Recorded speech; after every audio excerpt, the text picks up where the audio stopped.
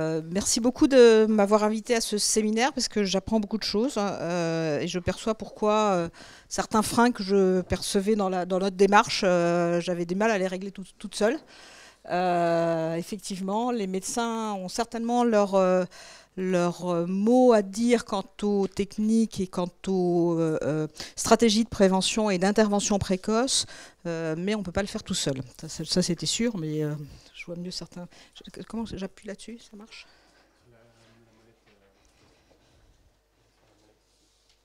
Ah, d'accord. Ça. Voilà. Alors, le domaine de l'intervention ou de la prévention dans le domaine de la psychose, en fait, elle est née de la notion d'intervention précoce. Et notamment, c'est les Australiens, et en particulier Pat McGorry, qui a vraiment été un ambassadeur. Et ça date des années 90. Et en fait, c'est même issu des études réalisées par l'équipe d'Hafner en Allemagne, qui montraient que lorsqu'on voyait un premier épisode de schizophrénie, en réalité, on avait une histoire de la maladie de la psychose, donc là où les personnes avaient tous les éléments pour faire un diagnostic, qui remontait environ entre 1,5 et 2 ans. C'est-à-dire que la réflexion, évidemment, des psychiatres, c'est de dire mais pourquoi on n'est pas intervenu plus tôt? Et puis ils ont aussi regardé qu'est-ce qui s'était passé avant. Et ils se sont aperçus que dans les 3 quarts du temps, il y avait un certain nombre de symptômes, pas forcément très spécifiques, mais au fur et à mesure devenant de plus en plus spécifiques, qui étaient qu'on peut appeler des prodromes, une fois qu'on a vu le patient évoluer vers le trouble, et qui permettaient qui existaient durant une période en moyenne de 4 à 5 ans, en sachant que parfois c'est 10 ans, et de la même manière, quand on dit 1 à 2 ans de délai de psychose non traitée, c'est-à-dire de retard au traitement, malheureusement, ça peut être beaucoup, beaucoup plus long. De là est arrivée cette notion de Early Intervention, donc EIP, et ce qui a été montré dans les années qui ont suivi, enfin depuis donc, ces grands programmes qui ont été mis en place d'abord en Australie, puis en différents points d'Europe, dont le Danemark, puis très récemment sous la forme d'un grand élan national aux États-Unis, c'est le programme RAISE. Ce qui a été montré, c'est que c'est clairement c'est rentable, entre guillemets, c'est-à-dire que ça permet d'économiser des soins, de l'argent, mais aussi de créer cette notion de mental wealth. Alors pourquoi s'intéresser à la santé chez le jeune? Ça, c'est les chiffres australiens.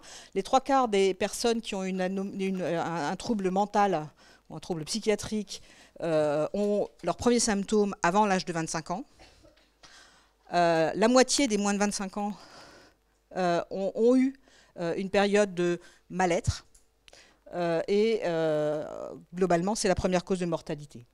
Alors, ce n'est pas vrai seulement en Australie, mais le grand problème, c'est que les jeunes, ils ne viennent pas chercher des soins d'une manière générale et encore moins des soins en santé mentale. Et c'est encore un peu plus vrai pour les garçons. Alors on parle de cette tranche d'âge de 15-25, 16-24, etc., etc. Et pourquoi on parle de cette zone-là? Parce que... Alors comment ça marche pour le pointeur? Non, ça ne marche pas. Bon, ça ne marche pas.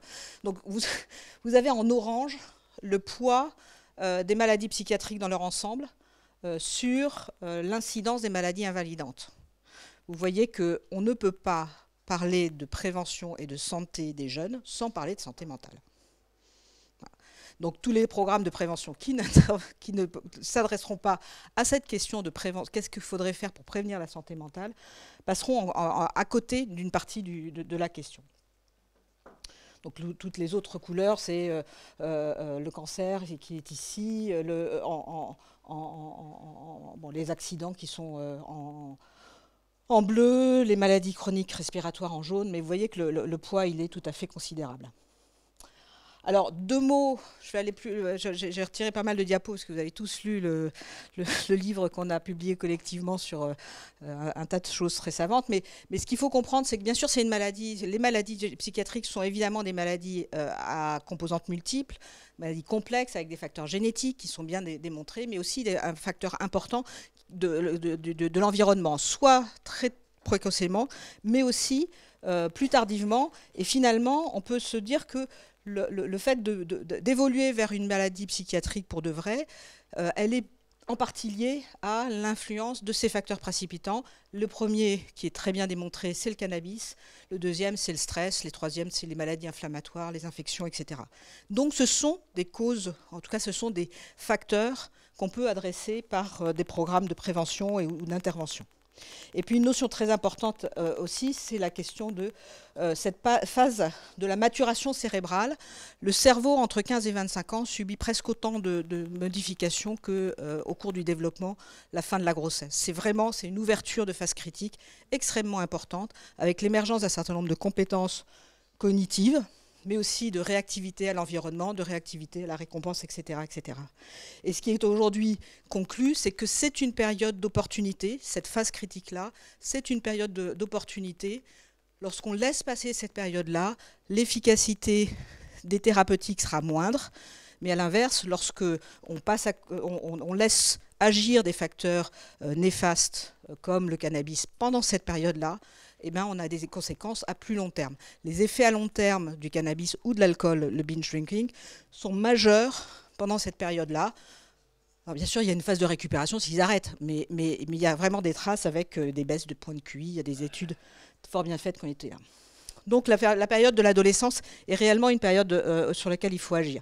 Alors ça, c'est une figure qui représente les différentes phases. La phase prémorbide, c'est juste, ça va être les personnes qui ont des facteurs de risque familiaux. Et puis apparaissent quelques petites anomalies cognitives, ce qu'on appelle des symptômes de base, puis des symptômes psychotiques atténués, qui vont être des illusions, qui vont être des impressions de déjà vu, déjà vécu, etc., etc. Et puis ça s'intensifie ou ça devient de plus en plus fréquent, jusque parfois avoir des pics, des espèces d'expériences psychotiques brèves, qui ne sont pas constantes, mais qui peuvent survenir. Et puis finalement, le premier épisode. Donc l'intervention précoce, c'est de dire, voilà, on a cette phase prodromale de 4 à 5 ans, on pourrait faire de la prévention ciblée, si j'ai bien retenu. Alors, je n'ai jamais si de la prévention primaire ou secondaire, du coup, quand on parle de ces termes-là. Je veux bien la correction dans les commentaires. Et puis, on a cette question d'intervenir précocement. Alors, l'intervention précoce s'est beaucoup intéressée au premier épisode psychotique, et puis finalement, maintenant, on s'intéresse à intervenir même sur les phases prodromiques. Le problème, c'est qu'en France, on a donc 1 à 2 ans, aujourd'hui. Et encore, on n'a pas les vrais chiffres, parce qu'on a des chiffres qui ne sont pas tout à fait représentatifs. Mais globalement, les deux papiers qui sont sortis sur des populations françaises montrent 1 à 2 ans de retard, ce qu'on appelle de durée de psychose non traitée, c'est-à-dire du retard de traitement. Ce qui n'est pas bon, on est comme il y a 20 ans dans d'autres pays. Et donc il y a un gros chemin à faire, y compris pour modifier la représentation des professionnels de santé hospitaliers ou en secteur, dans les CMP, pour se représenter ce que c'est qu'un premier épisode. Parce qu'on n'y est pas. On est dans les premiers épisodes d'une maladie déjà établie. La difficulté, donc très clairement, il va falloir qu'on puisse agir dès que possible sur le premier épisode. Mais pour qu'on puisse agir sur le premier épisode, en fait, la philosophie de ce domaine-là, c'est bien sûr de les attirer avant, puisqu'en réalité, ils sont déjà en difficulté. Voire même, dans les prodromes, j'ai cité les symptômes atténués, mais en fait, les troubles cognitifs, comme les troubles de l'attention, les difficultés de mémorisation, et donc qui vont déjà retentir sur la scolarité, ils sont présents avant. Donc en vrai, on pourrait presque faire de la remédiation cognitive avant qu'ils soient malades. La difficulté, c'est qu'on définit la maladie sur des symptômes qui ne sont peut-être pas les seuls les seuls marqueurs de la maladie. Bref, en tout cas, on ne peut pas traiter cette question-là sans se poser un certain nombre de questions, comme celle de l'accès, et on va revenir là-dessus. On a un certain nombre de critères cliniques qui sont relativement mauvais, puisqu'on ne prédit que 30% de l'évolution vers un trouble psychotique. On peut les améliorer. Alors, il y a des marqueurs maintenant qui sont de l'ordre de la recherche en imagerie ou en biologie, qui permettent d'affiner cette spécificité. Mais en réalité, on peut aussi... on n'est pas obligé de s'intéresser à la spécificité diagnostique catégorielle pour plutôt se préoccuper d'une certaine spécificité de stade. Et au fond, on est dans une situation comme dans le prédiabète où si on agit sur les facteurs de risque, on va limiter les risques d'évolution vers la pathologie. Il se trouve que les symptômes sont peu spécifiques, mais les facteurs de risque sont communs entre la dépression, l'anxiété, les troubles psychotiques. Alors se pose parfois, on nous soulève la question éthique. Personnellement, je ne trouve pas éthique de ne pas s'intéresser à ces personnes-là, sachant qu'on n'a pas d'idée exacte de savoir si la personne qu'on a en face de nous en prospectif va ou non évoluer vers un trouble catégoriel constitué, qu'à vrai dire, on va faire tout ce qu'on peut pour ne pas que ce soit le cas. Et voilà, aujourd'hui, on ne dirait pas à quelqu'un qui présente un grain de beauté pas très joli, attendez, dans un an, on ne sait pas si c'est un mélanome. Ce qui est à peu près le cas actuellement en psychiatrie. Alors on ne sait pas, on nous dit parfois faux positif, je ne suis pas sûre ce que ça veut dire, mais voilà. Et toute l'idée, c'est évidemment de pouvoir mieux comprendre les mécanismes pour pouvoir agir sur des facteurs protecteurs et d'avoir des prises en charge spécifiques, prenant en compte évidemment la spécificité qu'ils ne sont pas si malades que ça, même s'ils sont déjà en souffrance, et qu'en tout cas, il faut peser le pour et le contre avant de mettre certains médicaments dont on sait qu'ils ont des effets secondaires non négligeables. Voilà, ça c'était pour représenter le fait que la plupart des patients avec des symptômes prodromiques vont évoluer vers, finalement, tout rentre dans l'ordre. Mais encore plus si on s'en occupe. Comme je disais, les symptômes, ils ne sont pas tout à fait spécifiques. Alors, notre système de soins, il est fait pour s'intéresser à des troubles bipolaires, à des schizophrénies, à des troubles anxieux, à des addictions, à de la dépression, etc., etc. Mais ça, finalement, ce sont les phases terminales, j'allais dire, des troubles psychiatriques. Et aujourd'hui, il va falloir déplacer le cadre pour pouvoir s'intéresser à ces phases plus précoces, dans lesquelles il n'est pas question de donner un diagnostic catégoriel, ce qui perturbe beaucoup de gens. Mais pour autant, il ne va pas falloir simplement attendre que les choses évoluent. Alors, à ce modèle de staging, gradation de stade, correspond à un certain nombre de recommandations sur le type de prise en charge qu'on peut proposer. Et vous voyez qu'il ne s'agit pas... Donc les phases prodromiques, c'est la deuxième, troisième ligne. Il ne s'agit pas simplement de les regarder et d'attendre de voir comment ils sont. Il faut faire effectivement des actions de psychoéducation, de la thérapie cognitive et comportementale sur le stress pour limiter les addictions, mais aussi sur certains symptômes négatifs. Il y a des techniques qui ont été montrées efficaces. Et puis, lorsque le premier épisode sur les symptômes sont suffisamment sévères, on va introduire un antipsychotique, mais aussi tout le reste. Donc ça change complètement le type de prise en charge, mais en même temps, ça tombe un peu sous le sens. Finalement, on agit sur toutes les comorbidités, etc., etc. Et puis, la population cible, c'est de savoir aussi comment il nous arrive. Et donc, globalement, les sujets à haut risque, c'est des jeunes qui sont adressés parfois par les écoles, trop peu souvent, parfois par des médecins généralistes. Dans notre expérience plein cœur de Paris, ils arrivent essentiellement en regardant la toute petite page web, notre blog, où on marque consultation spécialisée, c'est-à-dire qu'ils arrivent tout seuls ou par le bouche à oreille. Donc on a vraiment des soucis à se faire sur la filière pour arriver aux soins.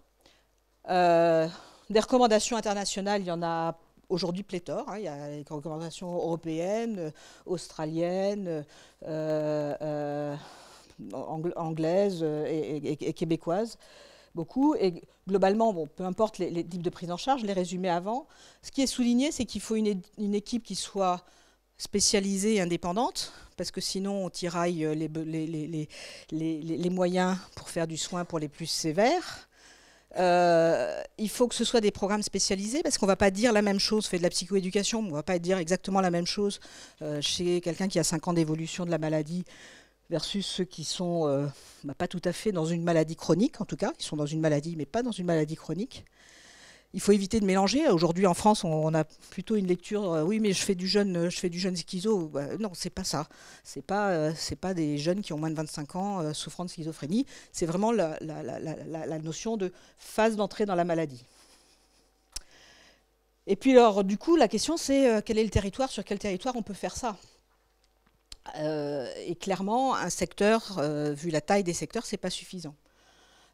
Et ce qui est recommandé, en tout cas au niveau international, c'est un territoire d'environ 300 000, 500 000 habitants, maximum 1 million d'habitants. Parce que sinon, après ça, c'est trop loin ou c'est trop dilué. La réalité aussi, c'est qu'on a encore besoin de recherche. Et du coup, si on pose la question, est-ce que quelque part l'hôpital a un rôle à jouer là-dedans?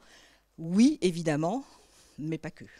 Parce que notamment, il y a toute cette question d'aller faire de la mobilité hors mur, non seulement pour les jeunes qui vont être pris en charge, c'est le modèle du case management, pas forcément un infirmier d'ailleurs, qui va l'accompagner dans toutes ces démarches, Mais aussi, il va falloir pouvoir agir en amont pour faire de l'information auprès des écoles, etc., etc. Alors on pose parfois la question aujourd'hui, où est-ce qu'on en est? Est-ce qu'on peut vraiment faire de la prévention en psychiatrie? Tout le monde n'en est pas convaincu. Mais globalement, quand on regarde les critères qui sont proposés, alors là aussi, je sors un peu de mon domaine pur de compétences, donc n'hésitez pas à corriger ce que je raconte. Mais globalement, ce que j'ai retrouvé dans des présentations, c'est que globalement, c'est intéressant de faire de l'intervention et de la prévention lorsqu'il y a des pathologies sévères, lorsqu'on peut améliorer le pronostic, et clairement le pronostic est amélioré, lorsqu'on peut limiter les comorbidités et les conséquences fonctionnelles, c'est tout à fait le cas. Quand les signes avant-coureurs sont repérables, c'est le cas, et suffisamment, dans une période suffisamment longue, c'est le cas aussi. Reste la question des traitements efficaces. Aujourd'hui, on a des techniques de traitement qui sont réellement efficaces, avec encore besoin d'améliorer parce qu'on n'est pas suffisamment spécifique. Mais il y a une bonne acceptabilité dans les programmes qui sont proposés, encore une fois, à l'étranger. Et puis le nombre nécessaire de traités a été estimé à environ 4, ce qui n'est pas si mal lorsqu'on voit d'autres chiffres. Quelles sont les solutions qui sont proposées par d'autres pays? Alors ça, c'est le modèle australien, qui est parti d'un centre pour l'intervention précoce de la psychose et qui présente aujourd'hui et qui propose aujourd'hui des headspace pour des jeunes, pour que ce soit un guichet unique d'une certaine manière, sympathique. La bande-annonce, vous avez les soignants en train de jouer du ukulélé et chanter des petites chansons. Bon, voilà. Je ne sais pas s'il faut aller jusque-là. En tout cas, ce qui est sûr, c'est qu'il faut penser les lieux de soins pour les adolescents. Il ne faut pas non plus oublier qu'il faut quand même avoir du backup derrière, c'est-à-dire des vraies filières de soins, c'est-à-dire d'attirer suffisamment et de screener, et puis d'avoir derrière des équipes spécialisées dans le domaine de la psychose, de la dépression, des troubles de personnalité, de l'anxiété, etc. Et vous voyez que du coup, on est effectivement très transversal. Ça va jusque le fait que dans ce domaine-là, il ne s'agit pas seulement de s'occuper de l'esprit, mais également des soins somatiques, puisque, je le disais hier, psychose égale 15 ans de moins de vie, et le risque suicidaire là-dedans est minime, je ne sais plus, 1 ou 2%, je crois. Et donc, voilà, donc ça a été traduit, c'est un manifeste qui a été fait par un groupe d'experts. Il n'existait pas la version française, on vient de la traduire, et j'espère qu'on va pouvoir la diffuser correctement. Alors, le French Paradox, parce que j'estime qu'on a un système de soins qui est quand même assez doté, même s'il y a sûrement à l'améliorer. Mais lorsque nos amis, en particulier l'équipe du London School of Economics, font des présentations, ils montrent encore, on essaye d'y travailler, ils montrent encore cette carte magnifique de la France qui n'a pas de programme d'intervention précoce, en tout cas visible en 2016 pour David McDead. Ce qui est intéressant, c'est les calculs médico-économiques qui ont été faits, et le résultat, c'est ça, c'est 1 euro investi dans le champ de la prévention de la psychose, en fait épargner 15, ce qui est un assez bon ratio. Pour la dépression, c'est moins. Pourtant, c'est un gros... Alors la question, c'est du coup, où est-ce qu'ils sont ces jeunes? Comment on les attrape? On nous pose souvent la question, comment ils arrivent chez vous? Ils arrivent chez nous parce qu'ils ont des plaintes déjà. C'est-à-dire qu'il n'est pas question d'aller chercher les gens qui ne se posent aucune question, on n'arrivera pas à les engager, etc. etc. En tout cas, ils arrivent chez nous parce qu'ils ont des plaintes et parce qu'ils ont vu de la lumière éventuellement via Internet. Mais la réalité, c'est que la plupart de ces jeunes sont probablement, lorsque les symptômes sont peu spécifiques, ils sont essentiellement en médecine générale. J'ai essayé de représenter les différents stades de tout à l'heure. Probablement en médecine préventive quand ils font des études, quand ils n'ont pas été exclus, parce que c'est un autre souci. Et puis progressivement, les différents symptômes, on ne sait pas très bien, ils oscillent probablement. Certains sont vus dans les maisons des adolescents, sachant qu'il n'y en a pas partout, et que surtout, ce n'est absolument pas homogène en termes d'offres de soins. Et puis, dès que vous avez des symptômes psychotiques un peu marqués, vous grandissez subitement de l'adolescence à l'âge adulte, puisque vous arrivez aux urgences, et comme il n'y a pas de lit d'hospitalisation en pédopsychiatrie, et surtout pas pour des situations un peu aiguës comme ça, et vous arrivez sur un hôpital de secteur. Et après, on nous dit la psychiatrie adulte, c'est traumatisant, etc., etc. Oui, parce que c'est pas fait pour ça, même si on sait évidemment s'en occuper. Donc la question, c'est comment on peut faire des passerelles, comment on peut mieux repérer les différents, créer des liens pour que ce soit plus souple, et qu'est-ce qu'on pourrait proposer. Donc, Mon idée, c'est probablement, et ce qui est proposé ailleurs, hein, c'est d'avoir des centres d'intervention précoce qui seraient un petit peu des passerelles, espèce de SAS, qui prennent en charge pendant tout le temps où on sait on ne sait pas encore si la pathologie est complètement déjà dans une phase chronique ou si ça reste relativement aigu. Quand on essaye de faire un bilan sur l'intervention précoce en France, eh ben, on avait fait une petite enquête comme ça, je vais vous montrer deux enquêtes après. Ce qui est frappant, c'est qu'il y a beaucoup de structures, hein. En tout cas en plein Paris, il y a beaucoup de structures, mais même en plein Paris, la durée de psychose non traitée est mauvaise. Donc c'est là où il y a vraiment besoin de coordination. Il n'y a pas d'homogénéité entre les structures, il n'y a pas ou peu de coordination, il y a différentes cultures et formations, notamment entre pédopsie et psy adultes, mais aussi entre les établissements médico-sociaux et les établissements sanitaires, qui n'ont pas forcément les mêmes objectifs, ça on peut travailler. Et puis, il y a certaines ressources dont on aurait besoin auxquelles on n'a pas accès. Je parlais tout à l'heure de remédiation cognitive ou de case management. Il ne faut pas avoir accès à des structures type SAMSA ou type programme de remédiation cognitive ou dans des structures qui en font sans avoir une reconnaissance MDPH, ce qui prend 2 ans. Bon, elle est parfois un peu moins, mais en tout cas, on n'est pas du tout dans l'intervention précoce. Et puis surtout, il faut avoir une étiquette MDPH. Et puis aussi, il n'y a pas d'aide à l'orientation. Et ça, on peut y travailler. Bon, ça, on avait, pour essayer de comprendre ce qui se passait, pris là, les structures dans le champ de la santé des 15-25 ans. Elles n'y sont même pas toutes. Mais ce qui est frappant, c'est quand on regarde leur cahier des charges, on ne sait pas qui doit faire quoi, comment les décisions sont prises. C'est toutes des équipes multidisciplinaires, pluridisciplinaires. Elles font des choses très différentes dans la réalité. Et globalement, ce n'est pas très lisible. Et donc, au final, il faut réfléchir à un parcours pour faciliter l'accès, bien sûr, pour réduire la DUP, puis aussi pour réduire les souffrances et les conséquences de cette période difficile, notamment la déscolarisation. 1 an d'arrêt d'études, c'est pas grave dans le système français. 2 ans, parce qu'ils ont été à la dérive pendant 1 an, et puis après ça, 1 an, le temps qu'ils se rétablissent, ils sont hors des clous. Et donc, la question, c'est comment on peut réussir à avoir un parcours de soins, quels nouveaux outils imaginer. Alors, je crois que c'est là. On a essayé du coup, donc on a une structure qui s'appelle le CEJAD, qui est un centre d'évaluation jeunes adultes. On n'a pas marqué psychose, même si c'est notre souhait, enfin notre expertise principale, c'est d'essayer d'éviter et de limiter l'évolution vers la psychose. Et on a fait au sein de ce centre un certain nombre d'études. Je vais juste vous parler d'une étude quanti et qualitative qu'on a faite sur l'accès aux soins, plutôt sur le versant qualitatif. Donc ce qu'on a pu, et c'est le travail de thèse d'Alice Aupetit, ce qu'on a pu montrer, c'est que l'accès aux soins, il y avait d'une part des déterminants individuels, d'autre part des déterminants sociaux et déterminants liés au système de santé. Je vais revenir sur chacun de ces niveaux. On voit que très vite, dans l'analyse qualitative qui a pu être faite, c'est bien sûr les symptômes présentés. Si c'est très aigu, on va plus vite aux soins que quand on est dans le retrait. On est beaucoup mieux toléré dans une classe quand on est en train de fondre sur place et de crocher complètement que quand on est agité. Les caractéristiques des sujets, les filles viennent plus facilement aux soins. Et puis, il y a aussi le modèle explicatif. Et on voit là que de la prévention, où on expliquerait aux jeunes qu'ils ont un cerveau, que le cerveau, parfois, il peut dérailler, il peut avoir il peut mal fonctionner, etc. Et que ce n'est pas forcément parce qu'ils ne sont pas bons et ce n'est pas leur faute, etc. Il y a vraiment besoin de proposer en amont des modèles explicatifs sur ce qui peut se passer. Par exemple, des jeunes qui vont dire « j'ai toujours été comme ça, je ne peux rien y faire », il ne va pas aller aux soins. Sur les déterminants sociaux, le rôle de l'entourage il est majeur. C'est souvent les parents qui amènent aux soins. Et c'est une bonne chose, parce que lorsqu'il n'y a pas le support parental, c'est vraiment compliqué.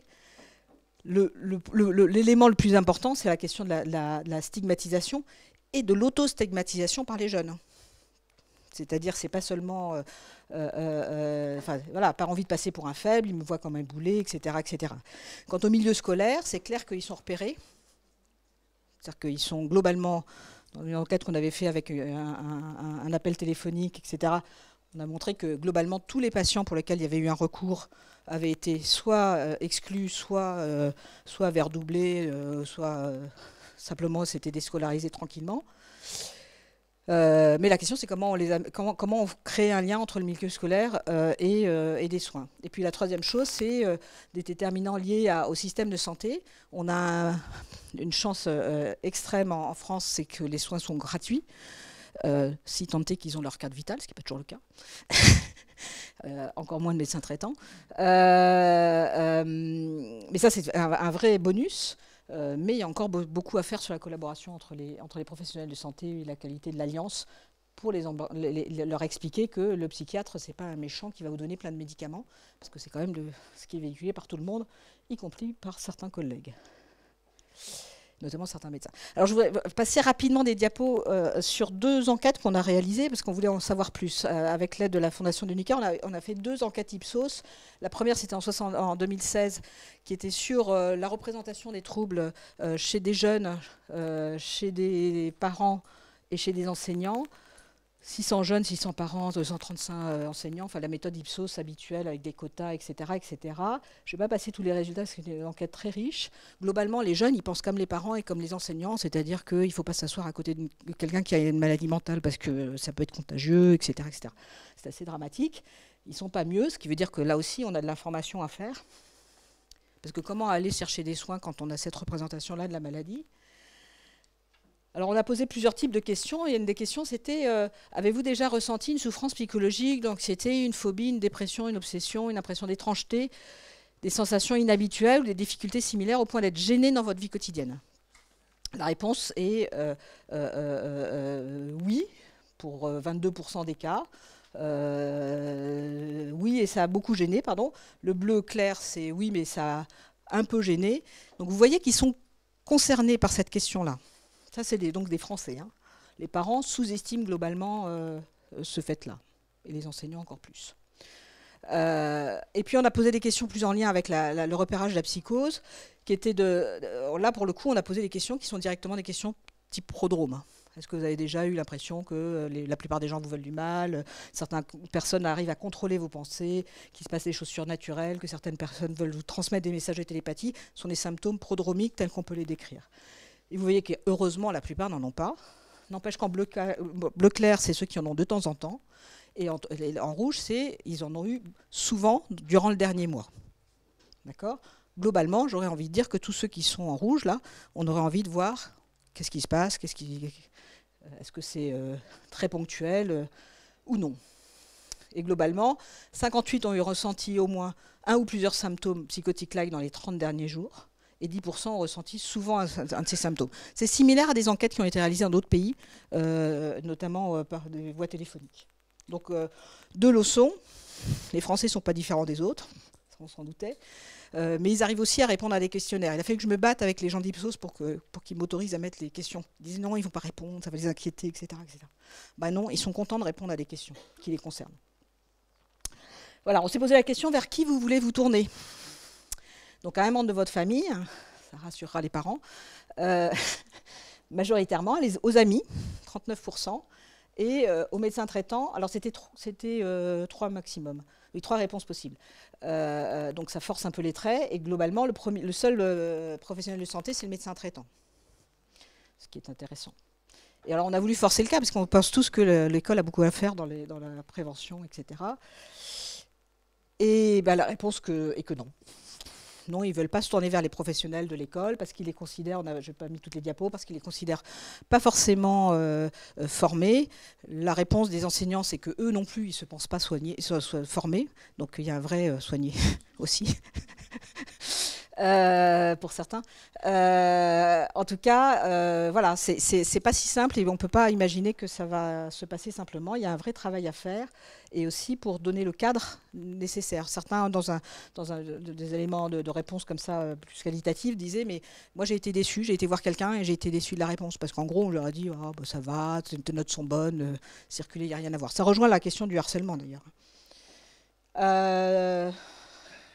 Voilà, et alors ils sont prêts à en parler, 87% sont prêts à en parler, mais ceux qui ont des symptômes avant, ils sont un peu moins prêts à en parler. Bon, voilà, donc là aussi, la question c'est quelle est la population cible. Donc l'année d'après, on a voulu voir comment réagissaient les médecins généralistes, puisque finalement c'était les premiers professionnels qui vers qui ils voulaient se tourner. Et donc là aussi, discussion avec différentes personnes, dont Viviane Coves, disant mais non, ils n'en voient pas tant que ça, etc. etc. Donc même système, Ipsos, leur quota, etc. etc. Et donc, la réponse, c'est que oui, les généralistes, en tout cas un échantillon représentatif de généralistes, voit en moyenne, c'était 37 patients, avec une grande diversité, en fait, hein, selon les généralistes. On voit aussi que 63% n'ont jamais eu aucune formation spécifique dans le domaine de la psychiatrie. Donc, ils sont confrontés à des symptômes manifestes. Ça, c'est la partie de gauche. Avec oui une fois c'est 36%, oui plusieurs fois 33%. Ils connaissent les structures de secteur, globalement oui, 85%, donc ça aussi c'est plutôt rassurant. Mais au fond, ils adressent peu parce que, alors je ne sais pas ce que j'ai mis comme diapo après, je l'ai retiré. Voilà, quelles sont les difficultés rencontrées pour orienter les patients? Le refus du patient, donc ils ne savent pas convaincre, ils n'ont pas les bons arguments. Les interlocuteurs sont difficiles à joindre, manque de disponibilité, manque de temps, les délais de prise en charge, les difficultés à trouver les coordonnées. Et puis sur une autre formulation, il y avait j'ai peur de lui faire peur.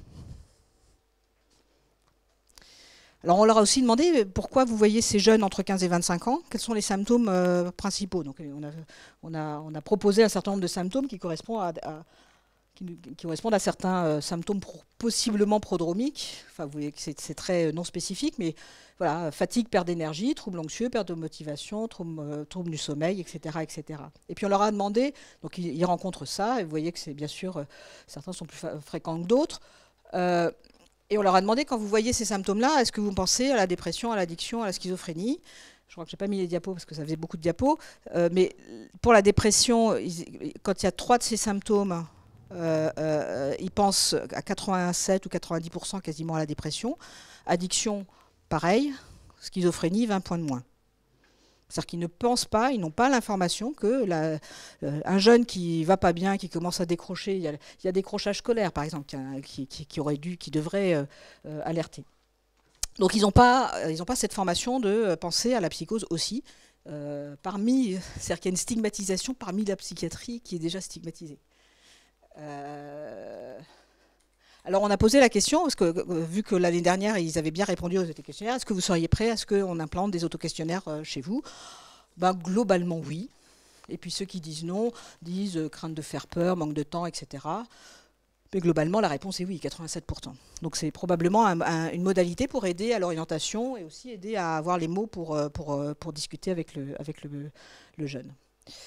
Voilà, et la conclusion de cette étude-là, c'était que globalement, il y a une insuffisance de formation. C'est pas que ce sondage-là qui le montre, mais ça rejoint d'autres études.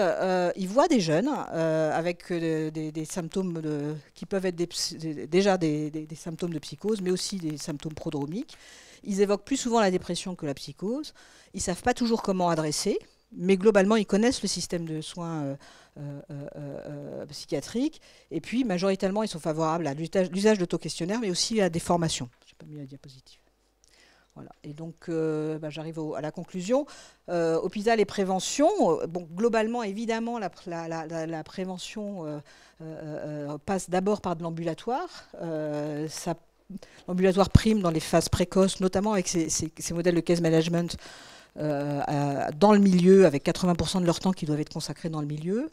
Tout le travail avec les différents intervenants et les portes d'entrée, entre guillemets, dans les soins.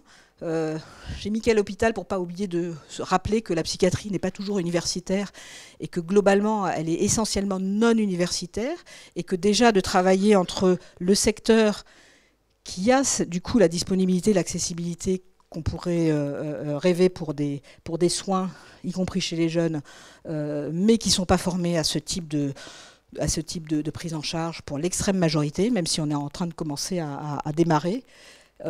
C'est très globalement, l'hôpital est clairement identifié pour les situations d'urgence, mais avec un adressage en psychiatrie adulte pas forcément sélective. Aujourd'hui, dès qu'il y a une crise, on les envoie à l'hôpital très souvent, alors qu'il y a clairement d'autres alternatives à proposer. Et la question, c'est comment on peut construire. Donc on voit, on a commencé à travailler avec un certain nombre de collègues, et on voit certains modèles de développement qui sont en train de se mettre en place, manifestement. Par exemple, les équipes mobiles intersectorielles sont perçues par nos collègues comme un outil qui va favoriser, alors non pas la prévention, mais l'intervention précoce, les premiers épisodes. Voilà, et puis on a besoin de mettre tout ça avec des évaluations et de la formation, des évaluations spécialisées pour cette phase-là, et de développer des nouvelles pratiques. Donc l'hôpital a clairement un rôle à jouer, et peut-être en aidant à la coordination. Je crois que je vais terminer là-dessus, juste en citant... On a parlé de changement de paradigme, je n'ai pas changé cette diapo-là, c'est clairement l'impression que ça donne, hein. On est vraiment dans quelque chose de prospectif, on est transdiagnostique, on agit sans avoir de diagnostic établi, etc. etc. Ça nécessite vraiment un changement de mentalité. On n'arrivera pas à faire quoi que ce soit aujourd'hui dans ce domaine-là si on ne déstigmatise pas, et à tous les niveaux, y compris entre médecins. Je citais hier une étude qui a été faite chez les généralistes en randomisant entre ceux qui savaient que la personne avait un trouble psychiatrique et ceux qui ne savaient pas qu'il y avait un trouble psychiatrique, devant une situation, je crois que c'était une embolie pulmonaire ou quelque chose comme ça, une étude anglaise, et qui a montré que le groupe des généralistes qui savaient qu'il y avait un trouble psychiatrique avait avait des décisions qui n'étaient non conformes à la pratique et aux standards, avec une perte de chance pour les patients. Donc il y a un vrai travail à faire au sein des établissements et au sein de la profession médicale et au sein d'autres mondes adjacents, notamment le monde de l'éducation. Et puis donc citer le réseau Transition, qui est un réseau collaboratif qu'on a mis en place, qui a permis aujourd'hui de créer une branche francophone de la principale association internationale sur l'intervention précoce, avec en pouvoir bénéficier de tout ce qui a été fait, notamment au Québec. Et c'est absolument indispensable, parce qu'il va falloir former non seulement les médecins qui vont un peu au congrès, mais aussi les infirmiers, les psychologues, etc. et tout un tas de métiers qui n'existent pas complètement. Et puis juste pour citer, j'allais oublier, le travail de la Fondation Pierre de Nicker, donc, dont le président est Raphaël Gaillard, certains connaissent, et qui a plusieurs programmes, dont le programme Psy Jeune, qui est un programme d'intervention dans les écoles, pour former sur la santé, dont certains programmes de santé mentale. Voilà, je crois que c'est... Merci beaucoup de votre attention.